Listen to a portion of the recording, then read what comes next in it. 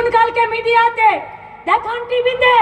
আপনাদেরকে বলছি, আপনাদেরকে এই গোটা পশ্চিমবঙ্গে, এই গোটা বীরভূমে আপনারা আসলে গোটা পশ্চিমবঙ্গের মানুষকে দুর্নীতিতে যুক্ত করে দিয়ে, মানুষকে বোকা বানিয়ে, মানুষের সহযোগিতা, মানুষের অসহায়তাকে ব্যবহার করে আসলে আপনারাই পশ্চিমবঙ্গে একটি লুঠের সাম্রাজ্য তৈরি করতে চাইছেন আর তার উপরে বসে থাকতে চাইছেন।